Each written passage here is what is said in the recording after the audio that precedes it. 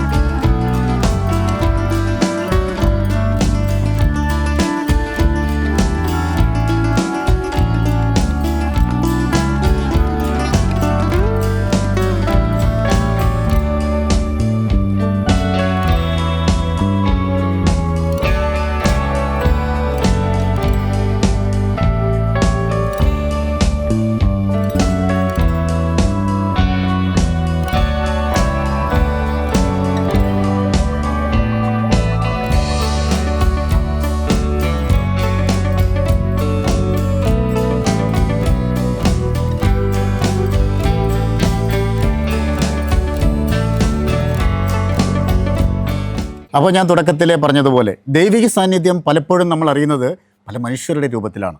അത്തരത്തിലൊരു വ്യക്തിയുടെ അടുത്താണ് ഞാൻ നിൽക്കുന്നത്. ഞാൻ നേരത്തെ പറഞ്ഞ ഫിലിപ്പ് ജോസഫ് എന്ന നമ്മുടെ ഫിലിപ്പ് അച്ചായൻ. അച്ചായൻ നമസ്കാരം. നമസ്കാരം. മാതൃകാ മലയാളിയിലേക്ക് വീണ്ടും സ്വാഗതം. ഞങ്ങളുടെ അതിഥിയായി കിട്ടിയതിൽ ഏറെ സന്തോഷിക്കുന്നു. ഞങ്ങളുടെ ടീം താങ്ക് യു. 37 വർഷം നമുക്കൊന്ന് പുറകോട്ട് സഞ്ചരിക്കാം. വളരെ സിമ്പിളായൊരു മനുഷ്യനാണ് താങ്കളെന്ന് എനിക്കറിയാം. അത് പ്രിയപ്പെട്ട പ്രേക്ഷകരിലേക്ക് എത്തിക്കാൻ വേണ്ടിയാണ് ഞാൻ ചോദിക്കുന്നത്.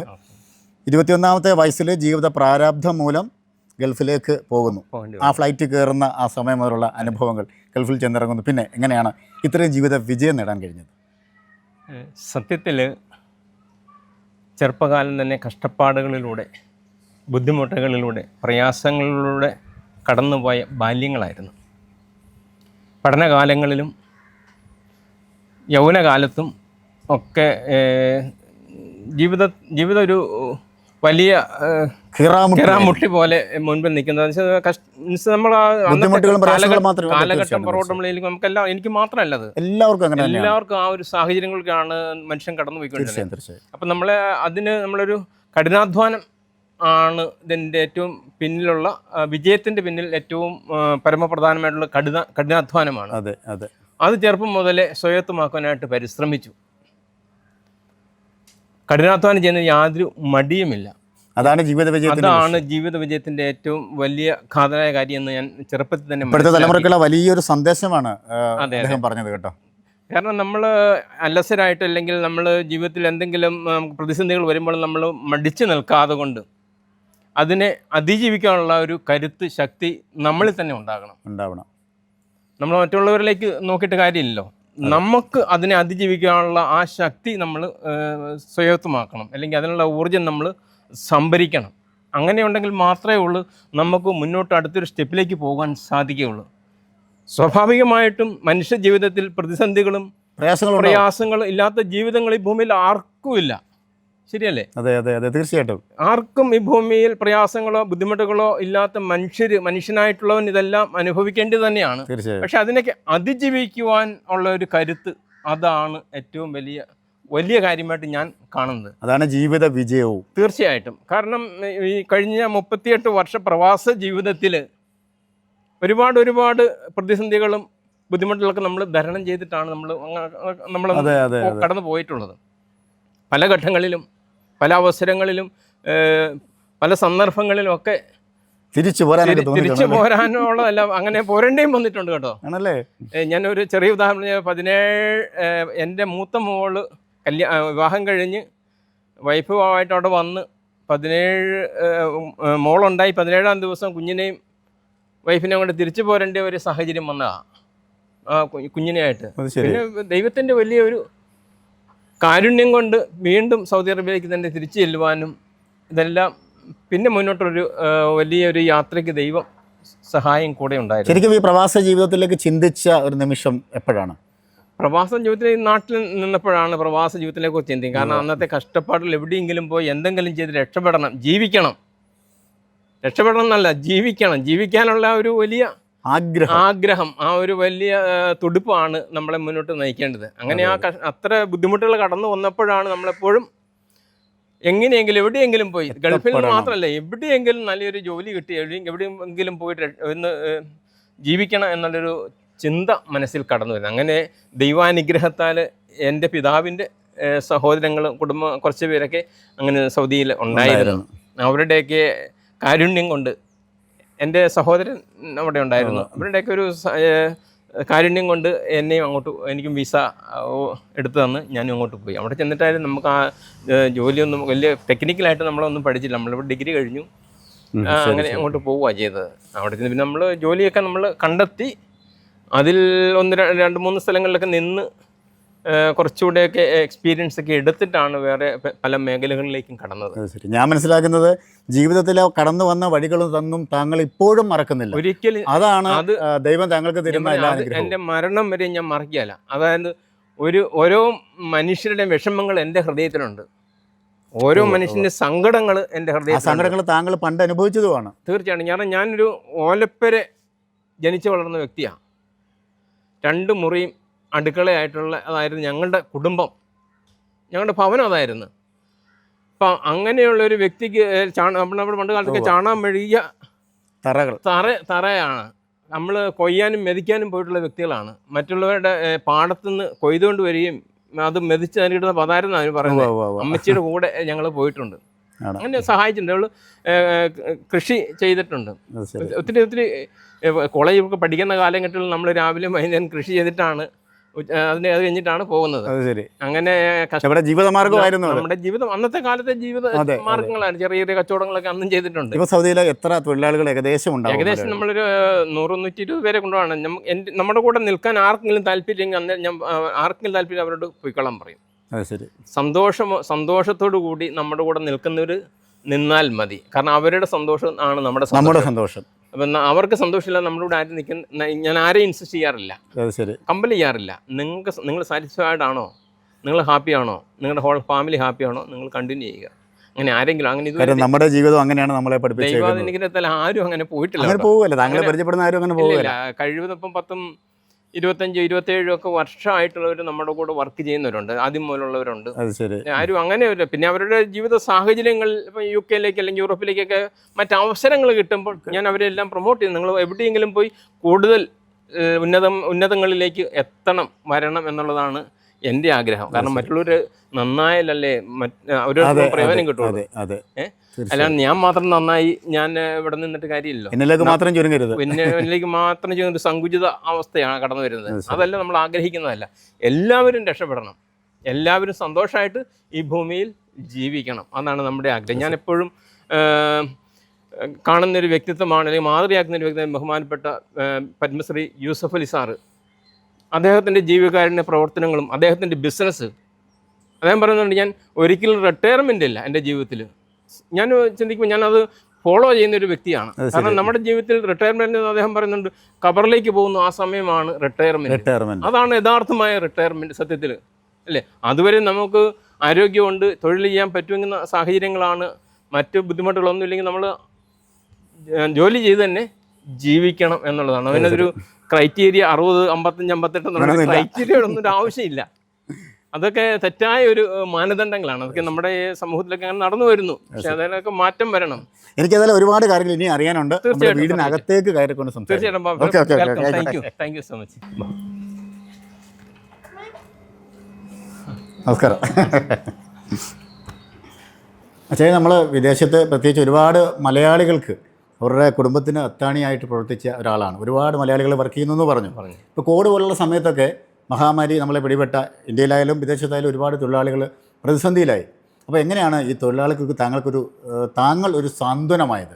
മീൻസ് നമുക്കവിടെ കോവിഡ് എല്ലാവർക്കും എഫക്റ്റ് ചെയ്തതാണ്. ലോകം മൊത്തം ഉണ്ടായ ഒരു മഹാമാരിയാണ് കോവിഡ്.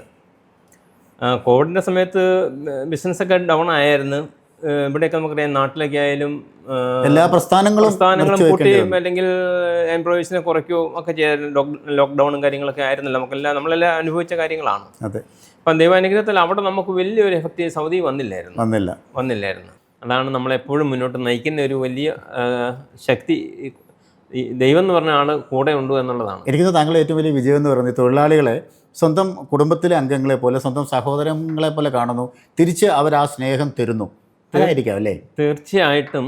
നമ്മുടെ ഓരോ പ്രസ്ഥാനങ്ങളും വിജയിക്കണമെങ്കിൽ ആദ്യം തന്നെ നമുക്കൊരു വിശ്വാസം വേണം. അതെ അതെ അതെ അതെ. ഈ വിശ്വാസം ഇല്ലായ്മ വന്നു കഴിഞ്ഞാൽ, സംശയം വന്നു കഴിഞ്ഞാൽ അത് വിജയത്തിലേക്ക് മാറത്തില്ല. കാരണം നമ്മളൊരാളെ ഇൻ്റർവ്യൂ ചെയ്ത് നമ്മളൊരു ജോബിന് അല്ലെങ്കിൽ ഒരു പോസ്റ്റിലേക്ക് വെച്ച് കഴിഞ്ഞാൽ ആ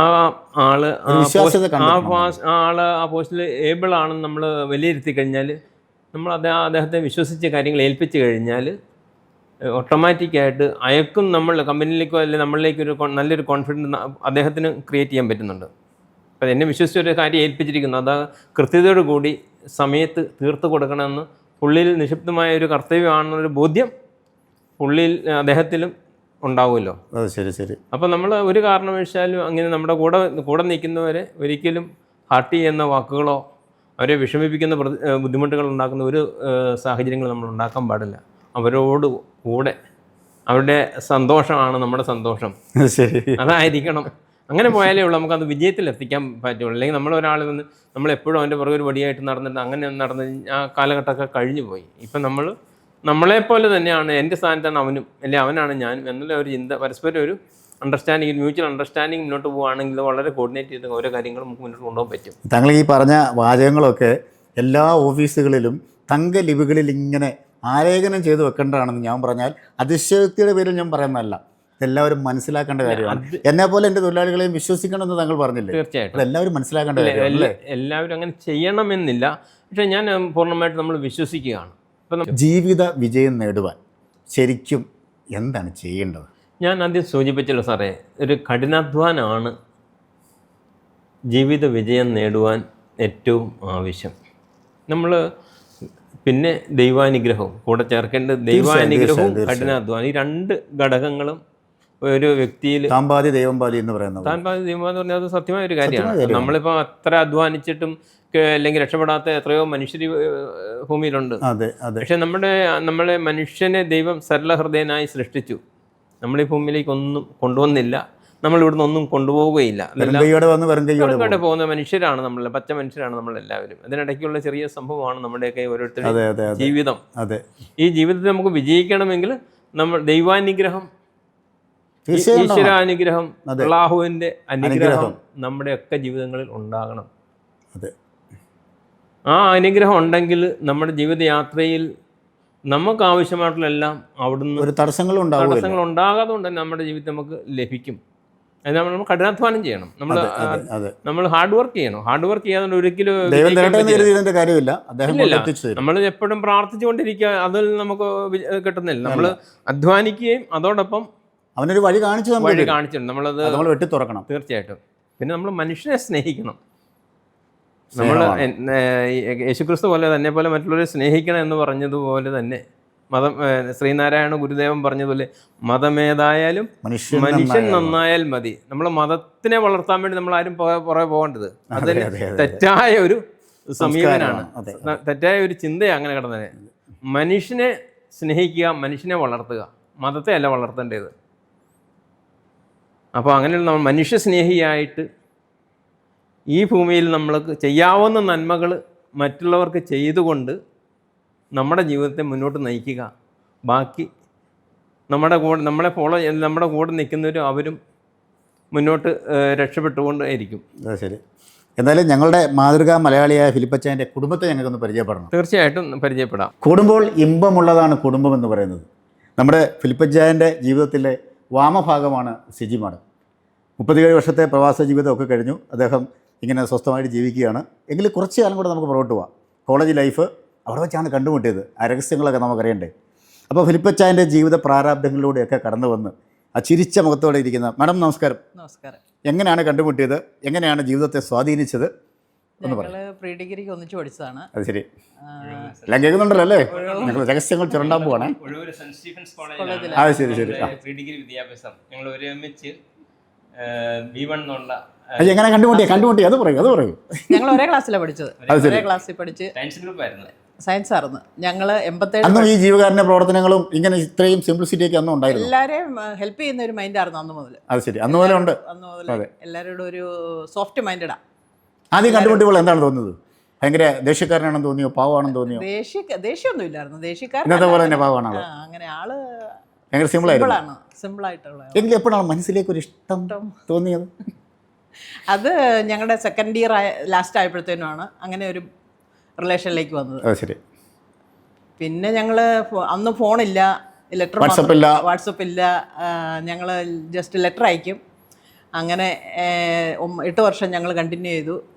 93 ഞങ്ങളുടെ കല്യാണം കഴിഞ്ഞു. കനനച്ചായിൽ ആട് മേയ്ക്കാൻ ഞാനും അതൊക്കെ എഴുതിയിട്ടുണ്ട് അല്ലേ? ശരി. 93 ജൂൺ 17-ാം തീയതി കല്യാണം കഴിഞ്ഞു. എന്നിട്ട് ബാക്കി പറയൂ. അതിലേക്ക് വരാം. വരുന്നു. അല്ല, അങ്ങനെ കത്തുകളൊക്കെ എഴുതി. കത്തുകൾ എഴുതി ഞാൻ പിടിച്ചു കഴിഞ്ഞു. ഞാൻ സൗദിയിലായിരുന്നു.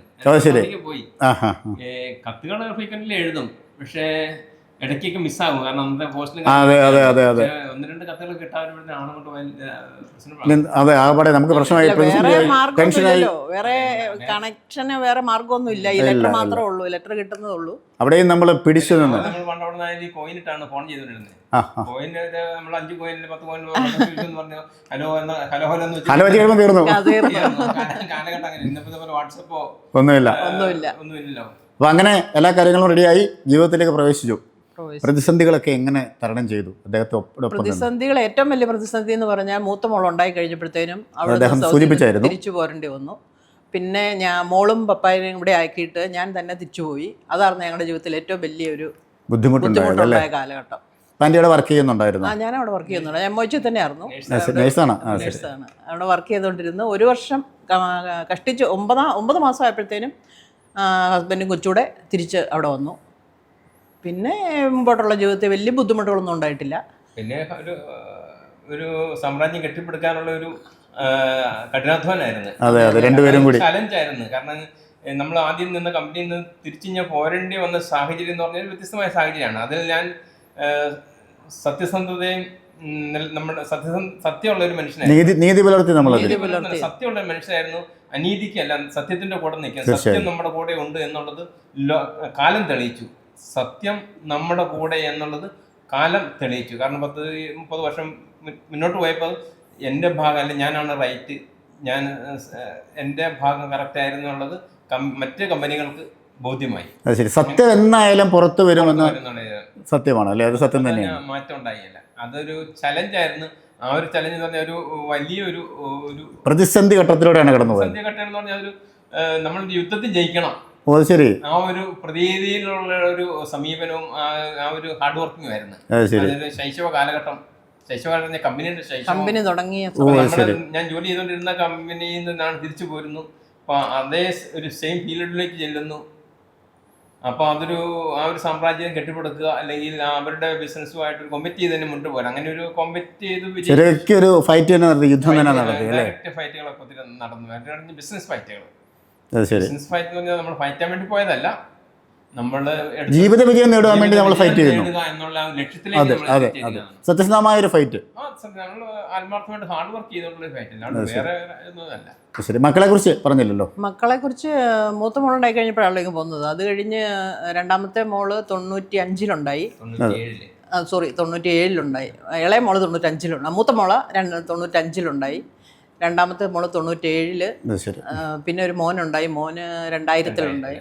അങ്ങനെ ഞങ്ങൾക്ക് 3 മക്കളാണ്. അത് ശരി. മൂത്താൾ എന്ത് ചെയ്യുന്നു? മൂത്തയാള് ഇപ്പം എഞ്ചിനീയറിങ് MA കോളേജിൽ M.Tech കഴിഞ്ഞു. അത് ശരി. M.Tech കഴിഞ്ഞ് അവള് അലസർ കോളേജിൽ പഠിപ്പിച്ചുകൊണ്ടിരിക്കുക, HOD അവിടുത്തെ. രണ്ടാമത്തെ മോള് ഓസ്ട്രേലിയയിൽ ഇപ്പോൾ ഈ റീസെൻ്റ്ലി കല്യാണം കഴിഞ്ഞ് താമരക്കാട് കെട്ടിച്ചേക്കുന്നത്. രണ്ടാമത്തെ മോള് അവള് SB കോളേജിലാണ് BCom കഴിഞ്ഞത്. ചങ്ങനാശ്ശേരി. അവള് ഈ പറഞ്ഞ എൻ്റെ ഒരു ഫോളോവേഴ്സാണ്, അത് ശരി. ഹാർഡ് വർക്കറാണ്. മക്കളെല്ലാരും അതെ. അല്ല, അങ്ങനെ ആവണമല്ലോ, അങ്ങനെയല്ലേ വരുള്ളൂ. രണ്ടാമത്തെ മോളെ കുറിച്ച് സ്പെഷ്യലി അവള് ഡിസിപ്ലിൻഡ് ആണ്, അതുപോലെ പ്ലസ് ഹാർഡ് വർക്കറാണ്. അവള് BComന് SB കോളേജ് ചങ്ങനാശ്ശേരിയിലാണ് പഠിച്ചത്. അതിനുശേഷം 1 ഇയർ അവൾക്ക് EY കമ്പനിയിൽ അവൾ വർക്ക് ചെയ്തു, ബാംഗ്ലൂരിൽ ചെയ്തു. അതിനുശേഷം സെൻറ്റ് ജോസഫിൽ M.Comന് ചേർന്നു. അവിടുന്ന് ഗ്രാജുവേഷൻ കഴിഞ്ഞു നാട്ടിൽ വന്നു. മോളെ കെട്ടിയ മരുമകൻ ജോം അതെ അവൻ ജോം ജോസഫ് ലൂയിസ് എന്നാണ് അവൻ്റെ ഒഫീഷ്യൽ നെയിം. അവനൊരു CA ഗ്രാജുവേറ്റ് ആണ്, ബാംഗ്ലൂർ വർക്ക് ചെയ്യുകയാണ്. നല്ലൊരു പയ്യനാണ്. നാട്ടിലവർ നമ്മുടെ താമരക്കാട് എന്ന് പറയുന്ന സ്ഥലത്താണ്. അവൻ ബാംഗ്ലൂർ ബിഗ് ബാസ്ക്കറ്റിലെ അക്കൗണ്ട്സിൻ്റെ ഹെഡായിട്ട് വർക്ക് ചെയ്യുകയാണ്. ഇനി എന്തായാലും ദൈവം അനുഗ്രഹിച്ച് അവൾക്ക് അനുയോജ്യനായ ഒരു വരനെ തന്നെ ദൈവം കണ്ടെത്തി നൽകി. അതിൽ ഞങ്ങൾ സന്തുഷ്ടരാണ്. മൂന്നാമത്തെ മകനാണല്ലേ? ഞങ്ങളുടെ മൂന്നാമത്തെ മകനാണ് ജെറൽ ജോസഫ് ഫിലിപ്പ്. അവനിവിടെ രാജഗിരി കഴിഞ്ഞ് അതിനുശേഷം അവൻ PG എടുക്കാൻ വേണ്ടി കാനഡയ്ക്ക് പോയി. അവിടെ ഗ്രാജുവേഷൻ കഴിഞ്ഞു. ഇവിടെ നാട്ടിൽ വന്നിട്ടുണ്ടായിരുന്നു അടുത്തിടയ്ക്ക്. അപ്പോൾ അവൻ മോൻ്റെ കല്യാണം ഞങ്ങൾ ഫിക്സ് ചെയ്തു. കെട്ടാൻ പോകുന്ന കുട്ടി സിറിൻ രാജു ഒഴൂരിന്നാണ്. അതെ, അടുത്ത വർഷം അടുത്ത ജനുവരിയിൽ അവരുടെ മാരേജാണ്. ഒരു കാര്യം ഞാൻ പറയാൻ മറന്നു, ഒരു സിനിമാ നടൻ്റെ അമ്മായി അച്ഛനും അമ്മായി അമ്മയുമാണ് ഈ ഇരിക്കുന്ന 2 വ്യക്തികൾ. അതേക്കുറിച്ച് പറഞ്ഞില്ലല്ലോ. ജോസൂട്ടി നമുക്ക് ഏറ്റവും പ്രിയപ്പെട്ട ഒരു മരുമനാണ്. ശരി, മൂത്ത മരുമനാണ്. അതെ, മൂത്ത മരുമനാണ്. അദ്ദേഹത്തിൻ്റെ ഒരു ഫാഷനാണ് സിനിമ ആക്ടിങ് എന്ന് പറയുമ്പോൾ. കാരണം ഞാൻ ഗൾഫിലേക്കൊക്കെ പറഞ്ഞു, പപ്പ ഞാനിപ്പം പോരുന്നില്ല, ഞാൻ ഇവിടെ തന്നെ ഈ ഫീൽഡിൽ തന്നെ പിടിച്ചു നിന്നോളാം പറഞ്ഞു. ഞാൻ വിസയ്ക്ക് തീർച്ചയായിട്ടും അത് നല്ല. ഞാൻ പറഞ്ഞു ഓക്കെ, നല്ല കാര്യം, ആ കാരിയർ തന്നെ മുന്നോട്ട് പോകാൻ കണ്ടിന്യൂ ചെയ്യട്ടെന്ന് പറഞ്ഞു. അങ്ങനെ നമ്മൾ സപ്പോർട്ട് ചെയ്യുന്നുണ്ട്, എല്ലാ രീതിയിലും സപ്പോർട്ട് ചെയ്യുന്നുണ്ട്. നമുക്ക് ഒത്തിരി സന്തോഷമുണ്ട് കേട്ടോ. അപ്പോൾ ഒരു ഈ ഫിലിം ഫീൽഡിലൊക്കെ ഒരു നല്ലൊരു ആക്ടറായിട്ടൊക്കെ വരുന്നത് തീർച്ചയായിട്ടും നമുക്ക് അഭിമാനമാണ്. തീർച്ചയായിട്ടും അങ്ങനെ വരണം, നല്ല ക്യാരക്ടറൊക്കെ ചെയ്യണം, നല്ലൊരു നടനായി വരണം എന്നുള്ളതാണ് ഞങ്ങളുടെ എല്ലാവരുടെയും പ്രാർത്ഥന, ആഗ്രഹവും. അതേപോലെ തന്നെ ശരിക്കും ജീവിതത്തിൻ്റെ ഈ പ്രതിസന്ധികളും ബുദ്ധിമുട്ടുകളൊക്കെയാണോ താങ്കളെ ഈ ജീവകാരുണ്യ പ്രവർത്തന രംഗത്തേക്ക് തിരിച്ചത്? ഒരുപാട് ആളുകൾക്ക് കേരളത്തിൽ വീടുകൾ വെച്ച് നൽകാൻ വേണ്ടി താങ്കൾക്ക് കഴിയുന്നു, ഇനി വെച്ച് കൊടുക്കാൻ ശ്രമിക്കുന്നു, ഓരോ സംഘടന ഒപ്പം നിന്നുകൊണ്ട്. ശരിക്കും ജീവിത സാഹചര്യങ്ങളാണോ താങ്കളെ ആ രംഗത്തേക്ക് എത്തിക്കുന്നത്? തീർച്ചയായിട്ടും. ഞാനത് ആദ്യം സൂചിപ്പിച്ചായിരുന്നല്ലോ, നമ്മുടെ ഓരോരുത്തരുടെയും കഷ്ടപ്പാടുകളും ബുദ്ധിമുട്ടും അത് എപ്പോഴും നമ്മുടെ മനസ്സിൽ. നമുക്ക് ഭവനമില്ല, ഞാൻ ആദ്യം സൂചിപ്പിച്ചല്ലോ, ഞാൻ ചെറിയ വീട്ടിലാണ് ഞാൻ ജനിച്ചു വളർന്നു. ഞങ്ങളെല്ലാം നമ്മുടെ സാഹചര്യം അതിപ്പോഴും എൻ്റെ മനസ്സിലുണ്ട്. അത് നമ്മളിപ്പോൾ എങ്ങോട്ട് മാറിയാലും അത് മാറത്തില്ലല്ലോ, അത് ഉള്ളിൻ്റെ ഉള്ളിലുണ്ട്. അപ്പം മറ്റുള്ളവരും അങ്ങനെ സാഹചര്യങ്ങളാണല്ലോ ജീവിക്കുന്നത്. അപ്പോൾ അവരൊക്കെ നമുക്ക് ഒരു സാന്ത്വനം, അവരൊന്ന് ആശ്വസിപ്പിക്കില്ലെങ്കിൽ അവർ നല്ലൊരു ജീവിത മാർഗത്തിലേക്ക് നമ്മൾ ചെറിയ ചെറിയ കാര്യങ്ങളൊക്കെ ചെയ്യുക. World peace mission charity housing പ്രൊജക്ടിന്റെ ഭാഗമായി നിർമ്മിക്കുന്ന ആദ്യ ഭവനത്തിന് മാർത്തോമ സഭയുടെ തിരുവനന്തപുരം ബിഷപ്പ് അഭിവന്ദ്യ ഡോക്ടർ ഐസക് മാർ ഫിലോക്സിനോസ് തറക്കല്ലിട്ടു. കാട്ടാക്കട തൂങ്ങാമ്പാറയിലാണ് ആദ്യ ഭവനത്തിന് തറക്കല്ലിട്ടത്. World peace mission chairman doctor Sunny Stephen, charity mission director Shri Philip Joseph, Siji Philip, സംസ്ഥാന general secretary Shrimati Beena Ajith, executive member Ushasree Menon, project manager Vimal Stephen, യുവ സംവിധായകൻ ഷിജു സാഗര എന്നിവർ ഈ പരിപാടിയിൽ പങ്കെടുത്തു. നമുക്ക് അത്രയ്ക്കുള്ള നമ്മൾക്ക് നമ്മുടെ പരിമിതമായ സാഹചര്യങ്ങളിൽ നിന്നുകൊണ്ട് പരിമിതമായ സാമ്പത്തികത്തിനുള്ളിൽ നിന്നുകൊണ്ടുള്ള കാര്യങ്ങൾ നമ്മൾ ചെയ്യുന്നത്. താങ്കളുടെ ഈ മനസ്സിന് കുന്നുപോലെ ഇനിയും ഉണ്ടാവും. എല്ലാവർക്കും കൊടുക്കാനുള്ളൊരു മനസ്സില്ലേ? തീർച്ചയായിട്ടും. അത് നമ്മളെ മലയാളികളിൽ നിന്ന് കൈവിട്ടു പോകുന്ന ഒരു കാര്യമല്ലേ? ഇല്ല, നമ്മൾ തീർച്ചയായിട്ടും നമ്മൾ കൊടുക്കണം. അതെ, കൊടുത്താൽ നമുക്കൊരു സംതൃപ്തി കിട്ടിയല്ലേ? അതെ അതെ, നമുക്കൊരു സന്തോഷം കിട്ടുവാണ്. നമ്മളൊരു അർഹിക്കുന്ന ഒരാൾക്ക് കൊടുക്കുമ്പോൾ നമുക്കൊരു വലിയ സന്തോഷമാണ്. നമ്മുടെ ഈ ഇവിടെ കൂട്ടി വെച്ചുകൊണ്ടിരുന്നിട്ട് നമ്മൾ കൊടുക്കുന്നില്ലെങ്കിൽ നമുക്ക് എന്ത് പ്രയോജനമുണ്ട്? നമ്മൾ കൊടുക്കണം എന്ന് ഞാൻ പറഞ്ഞു. എല്ലാവരും നമ്മുടെ കയ്യിലുണ്ടോ, നമ്മൾ കൊടുക്കണം, സഹായിക്കണം. സാമ്പത്തികമായിട്ടായാലും അല്ലെങ്കിൽ നമ്മുടെ എന്താണ് നമുക്ക് അധികം ഉള്ളത് അത് നമ്മൾ മറ്റുള്ളവർക്ക് പങ്കുവയ്ക്കണം, അല്ലെങ്കിൽ ഉള്ളതിൽ നിന്ന് പങ്കുവയ്ക്കണം. അധികം ഞാൻ ഉപയോഗിക്കുന്നില്ല, ഉള്ളതിൽ നിന്ന് പങ്കുവയ്ക്കുക. അപ്പോൾ അവരും സന്തോഷമായിട്ട്, അപ്പോൾ ഈ ഭൂമിയിൽ എല്ലാവരും സന്തോഷമായിട്ട് ജീവിക്കണം. ഞാൻ മാത്രം സന്തോഷിച്ചിട്ട് കാര്യമില്ല. സാറിനിപ്പം ഒരു ദുഃഖത്തിലാണ് അല്ലെങ്കിൽ ഒരു പ്രയാസത്തിലാണ്, അപ്പം സാറിന് ആ വിഷമം നമ്മൾ മനസ്സിലാക്കി അറിഞ്ഞ് ചെയ്യുക. അതെ, അതാണ് വേണ്ടിയതാണ്. അപ്പോൾ പ്രിയമുള്ളവരെ, അതുകൊണ്ട് തന്നെയാണ് ഞങ്ങളുടെ ടീം മാതൃകാ മലയാളി എന്ന പ്രോഗ്രാമിലൂടെ പ്രിയപ്പെട്ട ഫിലിപ്പച്ചാനെ പരിചയപ്പെടുത്തിയത്. അതിന് ആപ്റ്റായ ഒരു വ്യക്തി തന്നെയാണ് എന്നുള്ള കാര്യത്തിൽ യാതൊരു തർക്കവുമില്ല. അതേപോലെയാണ് അദ്ദേഹത്തിൻ്റെ ജീവിത അനുഭവങ്ങൾ അദ്ദേഹം തുറന്നു വയ്ക്കുന്നത്. ഒരു മറയുമില്ലാതെ, ഒരു മാറ്റങ്ങളുമില്ലാതെയാണ് അദ്ദേഹത്തിൻ്റെ ആ ജീവിതകാലം നമ്മളിലേക്ക് തുറന്നു വെച്ചുകൊണ്ടിരിക്കുന്നത്. ഒരുപാട് കാര്യം നമുക്കിനി അറിയാനുണ്ട്. ജീവിതത്തിലുണ്ടായ, ഗൾഫിലൊക്കെ ഉണ്ടായ ഒരുപാട് അനുഭവങ്ങളൊക്കെ ഉണ്ടാവുമല്ലോ, അല്ലെങ്കിൽ ജീവകാരുണ്യ പ്രവർത്തന രംഗത്തൊക്കെ ഉണ്ടായ, നമ്മൾ എന്ത് ചെയ്താലും അതിന് നേട്ടങ്ങളും കോട്ടങ്ങളും ഉണ്ടാവും. പെട്ടെന്ന് മനസ്സിലേക്ക് വരുന്നത്. ആക്ച്വലി നമ്മൾ സത്യമാണ് ഓരോ കാര്യങ്ങളും മറ്റുള്ള കൂടുതൽ നമ്മളിത് പബ്ലിസിറ്റി ചെയ്യാൻ നമ്മൾ ആഗ്രഹിക്കുന്നത്. ഞാൻ നമ്മുടെ ഒരു സുഹൃത്തെന്ന് പറയാം, ഒരാൾ റോഡ് ക്രോസ് ചെയ്തപ്പോഴത്തേനും വണ്ടി ഇടിച്ച് മരിച്ചു. അദ്ദേഹത്തിൻ്റെ ഇപ്പോഴല്ല, 10-25 വർഷം മുമ്പാട്ടോ. ആ സമയത്ത് ഇത്രയൊന്നും അഡ്വാൻസ് അല്ല ഒരു കാര്യങ്ങളും. ഇപ്പോൾ എംബസി പോകാൻ ഇതിൻ്റെ പേപ്പർ വർക്കും കാര്യങ്ങളും എല്ലാം ആയിട്ട് കംപ്ലീറ്റ് ബോഡി ഇവിടെ നാട്ടിൽ എത്തിക്കുന്നതുകൊണ്ട് ഞാൻ കൂടെ ഉണ്ടായിരുന്നു. അങ്ങനെ പല കാര്യങ്ങളും, അങ്ങനെ ഓരോ അവസരങ്ങളും ഓരോ സഹായങ്ങളും ഓരോരുത്തർക്ക് വേണ്ടി ഒരുപാട് കാര്യങ്ങൾ ചെയ്തിട്ടുണ്ട്. ഞാൻ പറയാം, അതൊരു നമുക്കറിയാം, നമ്മുടെ മുനിപ്പിലുള്ള ഒരാളാണ്, നമുക്ക് പബ്ലിസിറ്റി ആക്കാൻ ഉദ്ദേശിക്കുന്നില്ല. നമ്മൾ അങ്ങനെയുള്ള ഒരു കാര്യങ്ങൾ നമ്മൾ ആർക്കെങ്കിലും ചെയ്ത് ഞാൻ അത് ലോകത്തോട് വിളിച്ചു പറയാനുള്ള ഞാൻ ആഗ്രഹിക്കുന്നില്ല. നിങ്ങളിങ്ങനെ വന്നപ്പം സാഹചര്യവശാൽ ഞങ്ങളത് ഞങ്ങളുടെ MD ഞങ്ങളുടെ ടീം അറിഞ്ഞാണ് താങ്കളിലേക്ക് എത്തിയത്. അതൊരു പബ്ലിസിറ്റി, ഒരു പരസ്യം പബ്ലിസിറ്റിക്ക് വേണ്ടി പറയുന്ന കാര്യങ്ങളല്ല, നമുക്ക് അതിൻ്റെ ആവശ്യമില്ല. കാരണം ഞാൻ എന്തായിരിക്കുന്നു അത് ദൈവകൃപയാലാണ്. ദൈവം എന്നിൽ ചൊരിഞ്ഞ കൃപ നിഷ്ഫലമായി പോയിട്ടില്ല. അതെ, അത് ബൈബിളിലെ ഒരു വാക്യമാണ്. ഞാൻ എന്തായിരിക്കുന്നു അത് ദൈവകൃപയാലാണ്. ദൈവം എന്നിൽ ചൊരിഞ്ഞ കൃപ നിഷ്ഫലമായി പോയിട്ടില്ല. അത് നമ്മൾ ഫലം തരുന്ന, ഫലം കായ്ക്കുന്ന ഒരു മരമായി മാറണം. അതാണ് മറ്റുള്ളവർക്ക് തണലാവണം, മറ്റുള്ളവർക്ക് സ്നേഹമായി മാറണം. ഇനി മറ്റേ എന്തൊക്കെ കാര്യങ്ങൾ, ഇനി മുന്നോട്ടുള്ള പ്രവർത്തനങ്ങൾ എന്തൊക്കെയാണ്? മുന്നോട്ടുള്ള പ്രവർത്തനം കാരണം ഞാൻ ആരോഗ്യമുള്ളിടത്തും കാലം അത്യാവശ്യം ജോലികളൊക്കെ ചെയ്ത്, എന്തെങ്കിലും ചെറിയ ബിസിനസ്സൊക്കെ ചെയ്ത് അതിൽ നിന്നൊക്കെ എന്തെങ്കിലും ലാഭങ്ങളൊക്കെ കിട്ടുവാണെങ്കിൽ അത് മറ്റുള്ളവർക്ക്, അതിൽ നിന്നല്ല കിട്ടുന്നതിൽ മറ്റുള്ളവരെ സഹായിച്ചുകൊണ്ട് മുന്നോട്ട് ഈ മനുഷ്യരോടൊപ്പം, ഈ സമൂഹത്തോടൊപ്പം, ഈ ജനതയോടൊപ്പം സഞ്ചരിക്കണം എന്നുള്ളതാണ് എൻ്റെ ആഗ്രഹം. ഞാനൊരു വീട്ടിൽ ഒതുങ്ങിക്കൂടാൻ ആഗ്രഹിക്കുന്നില്ല. ഒതുങ്ങിക്കൂടിയാൽ മറ്റുള്ളവർക്ക് സഹായങ്ങൾ എത്തില്ല.